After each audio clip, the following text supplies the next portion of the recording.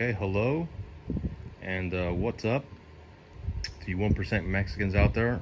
Hola, como estás? Can make a short video here about this guy, this dud right here. If you got it on the gram, then you probably know that decided to make a change here in this car.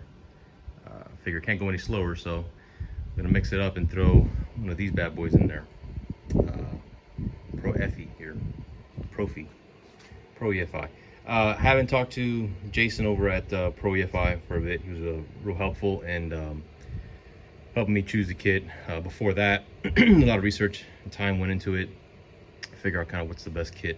A lot of people with these things are getting to the point where it's really easy to make, 900, 1,000 plus. A lot of guys are slapping on the big old Kingus Dongus 2650s and making 1,000 like by accident. So this one's still in the stock, little boy, little 23 hundo. Shout out Roger Schultz, what's up, man? So it's not a big power one, but even so, it is on some of them bling bling 18s there. No 15 conversion for me. And I really didn't want to. I didn't want to get into cutting out the, or removing the rotors, rather, removing the carbon ceramics. If for no other reason than it's, it's what the car came with. I like it. Kind of, it is a ZR1 after all. If I wanted steel brakes, I would have gotten a Peasant Z06, like my buddy Nate Belvin. Just kidding. Shout out Gapcott. What's up? If you're gonna make it stick with any kind of power, with these bad boys on there, you're gonna need power management, and that definitely becomes an issue. When you get into 900 plus. Recently went with a little cookie cutter heads and cam combo here, so it makes a little bit more than it did before, and traction is definitely a little bit of an issue, and that's really issue number one, and reason number one why where we went this route here. The surprise was when I put this on Instagram, I was surprised a couple people, literally 2 people, asked why this guy and not Holly. I do have a little experience with Holly. That turd over there is on Holly. Jenny's black car is on Holly also, and it's certainly not an issue with Holly. I like Holly. I enjoy using Holly. It works. It does the job. They're in researching it, and I owe a big thanks here to Tom Anderson, Mr. Research 101. He helped me when I was researching this. He was researching at the same time, and we concluded that this is probably going to be the best bet for the vet. And the thing of it is whether it's Holly or ProEFI or Motec, which I looked into also, Haltech I looked into, all the techs, the V-techs, whatever, they all do the same thing, man. They all do exactly the same thing, in as much as they will fire a set of coils at a given time. They will fire your injectors at a given rate. They all work the same basic way. They all perform the same fundamental operation. It's all, up to the tuner and the information you put in there, garbage in, garbage out.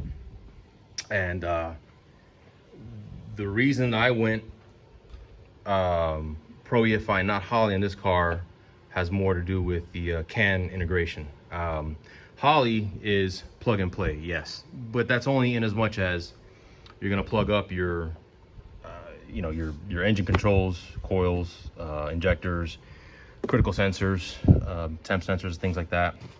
If you're DBW car, then you're gonna have throttle controls, trans controls if you're auto, and the Holly will control that and will do a fantastic job of doing that. But that's kind of where it ends. Any kind of CAN integration you want to do to keep the gauges happy, to keep the body controls happy, stuff like that, you're going to have to kind of sort of one-off it. It's going to take a little bit of mental arithmetic and gymnastics to get it to happen. Lots of people done it. Lots of people will continue to do it. Matter of fact, our Lord and Savior, Gapgotimus Christ, has a Holly integrated with his car, and he did a hell of a job with it. And so you can do it. It's more work, obviously, a little more tedious, more time consuming, more splitting signals, so there's more wiring involved, or running redundant sensors and things like that to keep the cluster happy. So you can do that.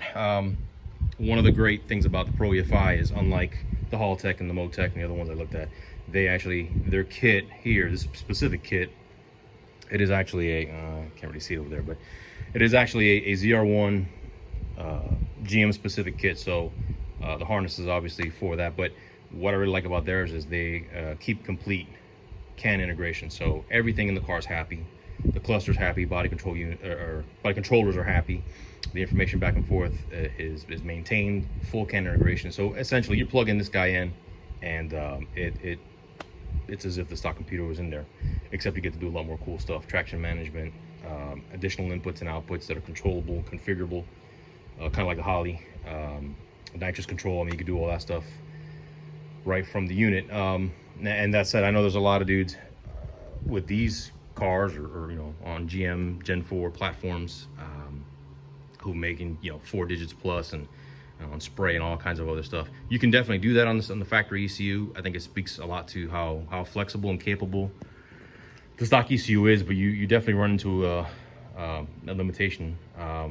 You start introducing a lot of third-party controllers, and kind of like that guy over there, you know, a nitrous controller. If you're gonna run traction control, there's different external traction control functions you can do. There's a lot of other stuff you can do with it, but now you're wiring in third-party stuff, and it just, you know, more failure points, more things to go wrong, more complication.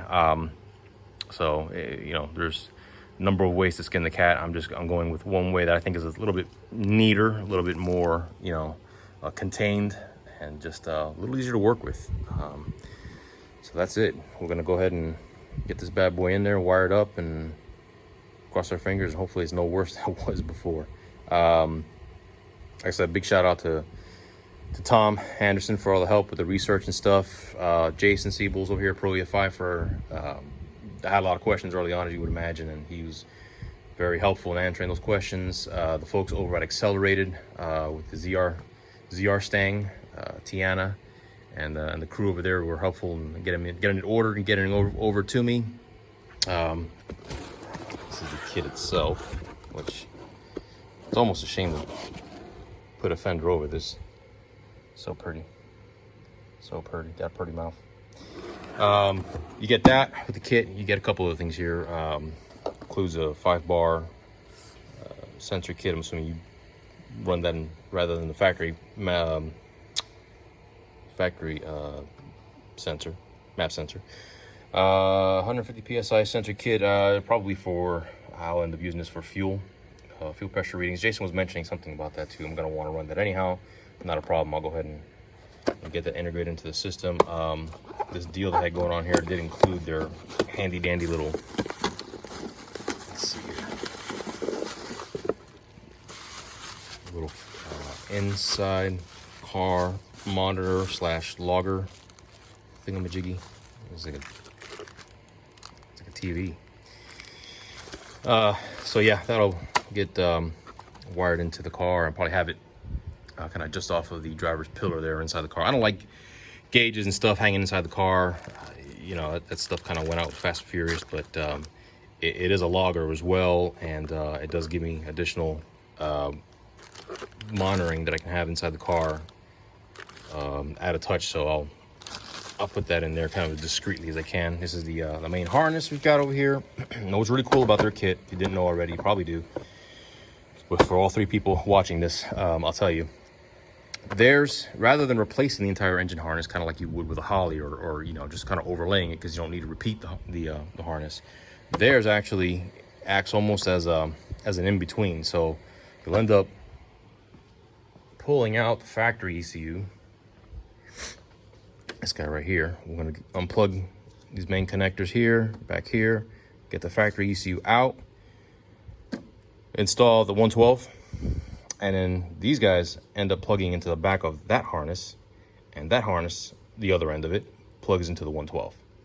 So it's kind of, like I said, it's a sort of an in-between. It's almost like a piggyback without being a piggyback of sorts. I think that's one of the reasons why they can keep all the controls that they do, is because everything, all the wiring is already integrated into the factory stuff here. So it's all there. You don't have to run 1,000 wires and run a separate, you know, power source and separate grounds and all this other stuff. It's all there. It's all wired the same exact way the factory was, so you get to keep the factory harnesses intact. You don't have a bunch of other aftermarket harnesses running everywhere. It's all in one. So I did like the packaging on there. I thought that was pretty cool. So you also get this CAN bus kit here, CAN bus controls, and if I'm not mistaken, this guy here is, yeah, dual channel wideband. I really like that.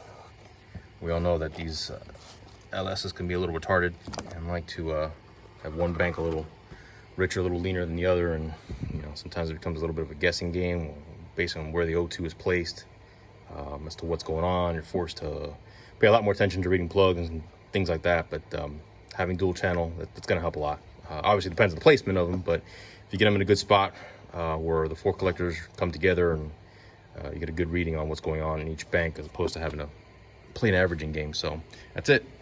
That's all she wrote. That's all that's in there. Get this other temperature sensor as well.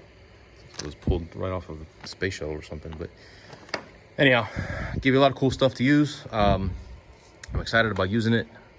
I did get a chance to play around with their software a little bit. It's a little different than you know, if you're used to Holley, for example. You know, it's a little less Disney World, a little more Home Depot. You can tell it's definitely written by an engineer who has no compassion whatsoever for your ability to figure things out. The screens it's not hard, it's just different. Holley definitely did a great job with their interface, their software interface. And you know, if you've got any familiarity with tuning at all, you'll find your way through a Holley pretty easy. Once you get used to the whole ICF layout thing, it's actually pretty straightforward.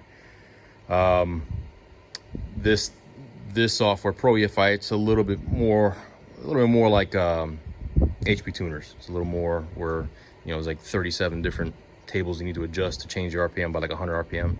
That's kind of what, and it was based on OE kind of architecture, OE software architecture, and it's one of the things that Jason was big on. And you can see that reflected in the product. So it's a little bit more involved. Like I said, the interface might not be quite as pretty, but it definitely has a lot to offer you there, a lot to do there. And the Holley is a great stuff too. It's certainly not a knock one way or the other on either one. Holley is just, I think it's a little more user friendly if you've never seen it before.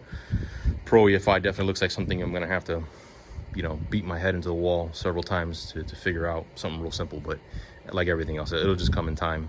Familiarity with the software comes in time, and the actual function of the software, it's the same.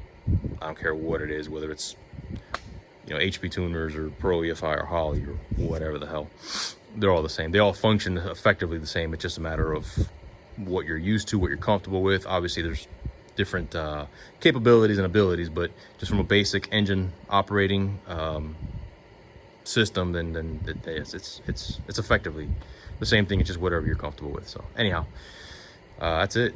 Next time we hopefully see this dud, it'll be up and running. Jason was cool enough to send me over a baseline.